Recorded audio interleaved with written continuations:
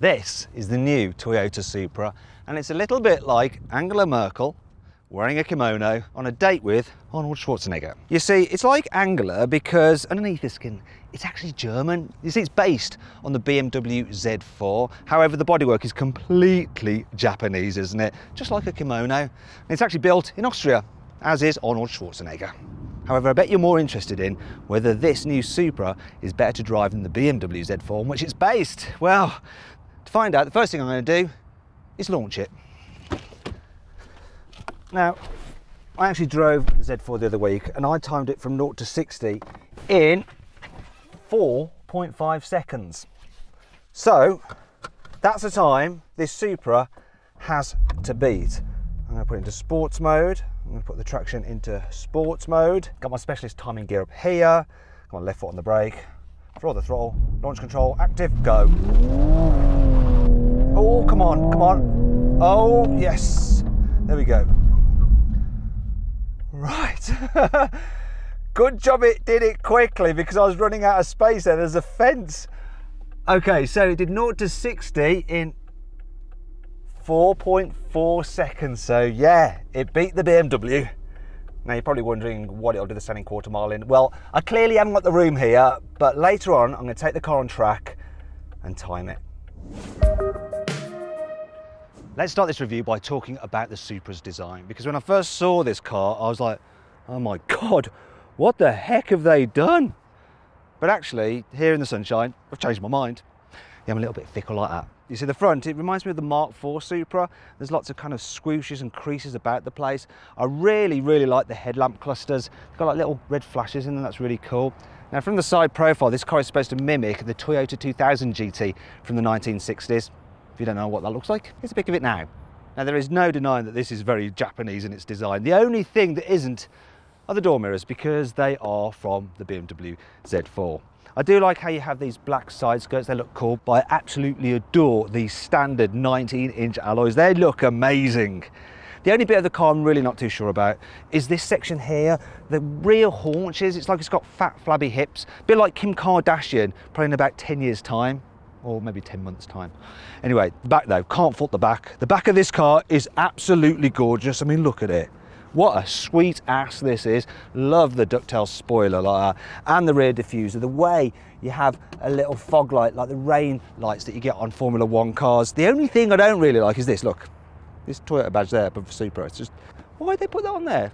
I really don't know. Like the fact you've got real exhaust pipes, which are quite big. I'll illustrate that now with the new Car Wow bottles of truth test.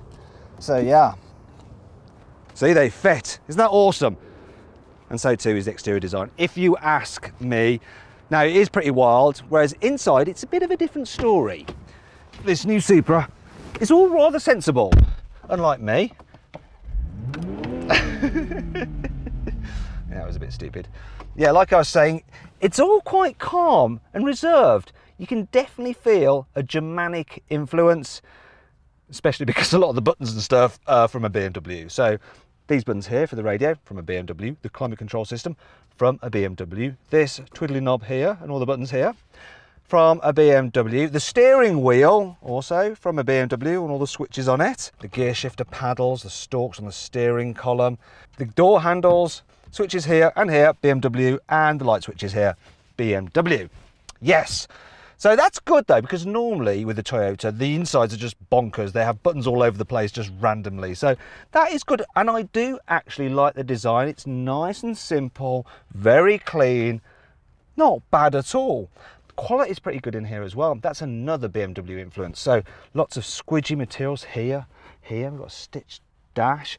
I like the fact that all the lower down panels as well, they're padded, and not to make the car feel posh. They're padded because you might end up banging your knees off them when you're actually going around corners really quickly. That's a really cool feature that they've done that.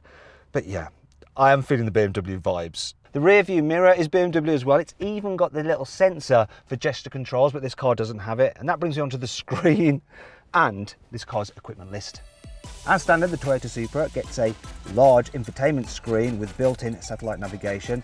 There's also a digital driver's display as well. Full LED adaptive headlights, adaptive cruise control, and a load of safety kit that is too boring to mention right here. A 10-speaker sound system with Boy Racer pleasing grille covers. A reversing camera, Alcantara sport seats with electric operation. Plus an active rear differential and adaptive suspension. If you pay an extra £1,300, you can upgrade to the Supra Pro, which is what this red car is. You then get full leather seats, an upgraded JBL stereo with 2 extra speakers, wireless charging for your mobile phone, and the most useful addition of all, a heads-up display which can show things like the speed limit, your speed, and navigation directions, and I think it's really useful if you're going to be using this car as a daily driver. Finally, there's this A90 edition, which is an extra £3,000, and you get matte grey paint, black alloy wheels, and a red leather interior, which is rather nice. Unfortunately, this is a limited edition, and they're all sold out for now. I was given a choice of which car to review, either the red one or the yellow one, and I wasn't sure, so I went onto my Instagram account, @MattWatsonCars, and did a story with a poll, and it was close, but you guys chose the red one. So I'll continue the review with this car here. Anyway, let's continue the review by talking about this infotainment system. So this is one time where I cannot say it's not as good as BMW's iDrive, because as you can see, it is in fact BMW's iDrive. It's BMW's old iDrive, but it's still very, very good. Nice screen, very easy to use. You can use it as a touchscreen or the swivel wheel with the shortcut buttons. Plotting a route into the sat-nav is super easy. You can do it using the wheel, or once again, using the buttons on the screen. And it calculates routes nice and fast, dead easy to input a waypoint as well, and you've got traffic alerts to send you around the jams. All very good. The only problem is that while it has Apple CarPlay, just like a BMW, it doesn't have Android Auto, so yeah, no good for me and my Samsung. Another thing that I do like about it is the fact you get a sort of version of BMW's digital driver's display, though I prefer the layout of this Toyota one. So you've got the central rev counter, the speed off to the left, and then the satellite navigation functions all to the right. It's good. Good infotainment system. In terms of the seating position, it's lovely actually. Steering wheel is really centrally mounted as well. The seats feel a little bit on the high side. I'd like to go a bit lower, even though you are actually sitting quite low. Part of the reason for that is that this roof is quite low, so you feel like you need to be a bit lower still. But it's all right. If you're tall, you may struggle. Yeah, if you're really tall, that is. Other areas of practicality are only okay. So the glove box is pretty much filled with the manual and some high-vis vests. Got a little storage area here. A couple of cup holders here, but they won't fit my big bottle. The door bins as well, they're tiny. Not going to fit anything in those, but I have a solution. You see here, there is a fire extinguisher, but I'll just remove that because this is a Toyota. It's not going to burst into flames, and I can hold my big bottle in there. Perfect. I think I will just keep the fire extinguisher in the car though, because all the mechanicals are BMW. Anyway, let's move on to the boot. So the capacity is 290 litres, which is about the same as an Audi TT RS, which is also about the same as a Ford Fiesta, but the shape is obviously different than the Fiestas. Now there's a bit of a load lip to lift stuff over, but you can fit quite a bit of luggage in there if you need to. More importantly though, the shape of it means that you can carry 2 spare tyres, which is obviously really important if you're doing track days. Also, there are a few bits of practicality here. So tie down hooks there, some nettage there. There's a 12-volt socket for your tyre inflator, and an elastic strap where I could have actually put the water bottle and instead of using the fire extinguisher holder. Also, there's even ISOFIX on the front passenger seat, so you could take a baby in this car if you wanted to. So as far as I'm concerned, for a sports car, it's practical enough for me. Now then, it's time for the CarWow 5 annoying things about this car. There are so many fake vents on this car that the CarWow stick of truth is going to have a field day. So, fake, fake, fake, and fake. There's no release for the boot right here where you need it at the boot. You can only open it using the key or by pressing a button inside the cabin. You can't move the sun visor to the side, which is really annoying if you've got low sun coming through that window because you end up blinded. Ow. Refitting the low cover is a bit of a puzzle because it just doesn't seem to fit in any way, shape or form. I'm following the instructions, but I give up. Toyota Supra fanboys are forever going to be coming up to you going, oh yeah, maybe the new Toyota Supra, but it hasn't got a 2JZ engine, so yeah, it's not a proper Toyota Supra, especially as it's built by BMW. Then they'll open up the bonnet and point out all the BMW badges, such as there, there's even one there, which is right next to a Toyota sticker, which I think I'll just remove because, yeah, this ain't a Toyota, not really. Don't worry, there's still plenty to like about this car. Here's the car wow 5 cool features. The Supra sits low to the ground and has a lower centre of gravity than the GT86. It also has the perfect 50-50 weight distribution, and it achieves what's known as the golden ratio of 1.55, and that's the ratio between the distance between its front and rear wheels and its left and right wheels. That gives you the optimum balance of stability yet agility. The sports mode is completely configurable, so I have the damping in normal for added comfort, the steering in sport for a bit of extra weight, the transmission in normal so it's relaxing, and the engine in sport mode for rapid response and a louder exhaust noise. Oh yeah, we've got a double bubble roof, which not only looks cool, but aids aerodynamics. Thanks to its fixed coupe roof, this Supra's body is stiffer than the BMW Z4's. In fact, the chassis is even more rigid than the Lexus LFA supercars. The stability control, you can turn all the way off. Yeah, baby, yeah, I like it, super style! The engine choice for the Supra is very simple, there is just one.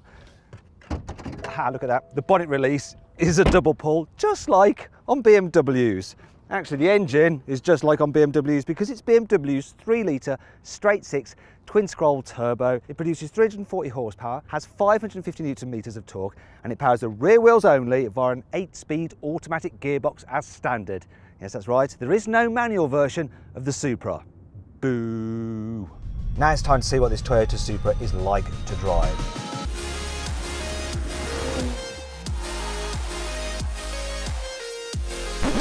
I'm going to start in town. I know you're probably thinking, just take it on track. Well, that'll come later, all right? You need to know what it's going to be like to live with every day. So actually it's really good. The automatic gearbox is nice and smooth. You don't really notice it changing gears when you have it in normal mode. The suspension in normal mode is pretty decent over bumps. There's a speed hump, no trouble at all. It'll cope with potholes as well. Very, very comfortable for a sports car. I'm quite impressed by that. Also the brakes, they're not grabby. I thought they might be on a sporty car like this, but they're not. So that's helpful. As for the manoeuvrability, well, I'm going to park it now. So the steering is super light, so it's very easy to manoeuvre this car. It's got quite a tight turning circle as well for a sporty car. So you're not going to get stuck at mini roundabouts and stuff. The visibility isn't so good, but the wing mirror does that thing that BMW wing mirrors do, surprise, surprise, where they angle down when you're reversing. You are going to be relying on the parking sensors and the camera to get the car into space, but it is actually super, super easy. I mean, look at that. 2 moves, not sticking out too far. That, ladies and gentlemen, is a result. Anyway, let's get out of town. Drive this thing a little bit faster. This new Supra is actually pretty good on the motorway as well. So I'm just cruising along at 90 kilometers an hour. And it's reasonably relaxing. The seats are supportive but not too firm. There's not much wind noise at all. Get a little bit of tyre noise, but that's about it. It seems quieter slightly than the BMW Z4 because obviously that's got a fabric roof. But what happens if you need to overtake? So like I said, I'm doing 90.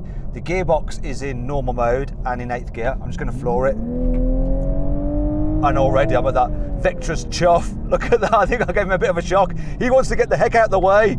This thing pulls, it really pulls. Oh, that's illegal. Back off now.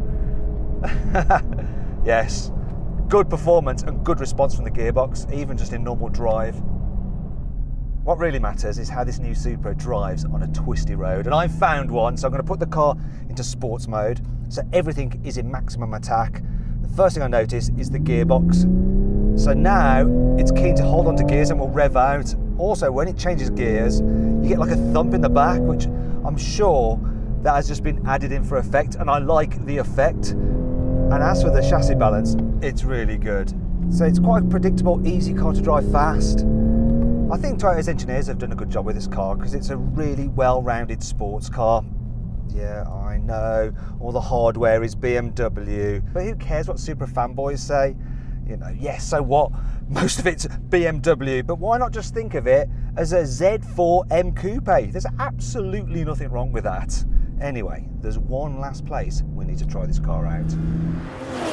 So here we are on Jarama Racing Circuit in Madrid. How this car handles on track is massively important, and right away we can just get it on the lock stops.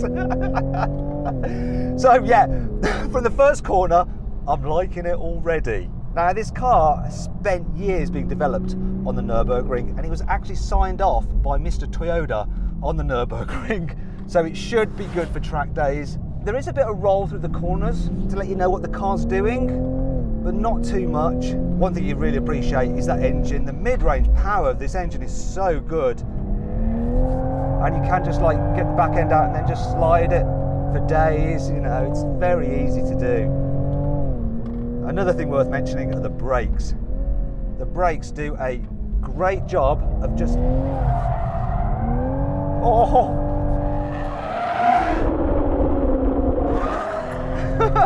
So they're big Brembo brakes, and they do a great job of hauling this car up. One of the things I've noticed is that this steering system, which is not the fastest in the world, does mean it's very easy to control on track. Just feels right, not too skittish. You know exactly what the car's doing, and it points it quick enough where you want to go. I really do think that Toyota have built a nice, fun handling car that you can just mess around with when you want to. I love it. Well done, Toyota. The final thing for me to do in this new Supra is to set a standing quarter mile launch time. So I have the start finish straight ahead of me. I've got my specialist timing gear here. We're going to do it. See what it does. It's a pretty good start, that is. Feels strong. What's it going to put in? Come on. Give me a good time. Is it there? There we go. Oh. So, this car did the standing quarter mile in 12.5 seconds. Now let's just check out the 0 to 60. So it did 0 to 60 in 4 seconds dead. And that means that a red Supra is faster than a yellow Supra. That obviously has nothing to do with the improved traction of a racing circuit. No, not at all. Make sure you pick the right colour then.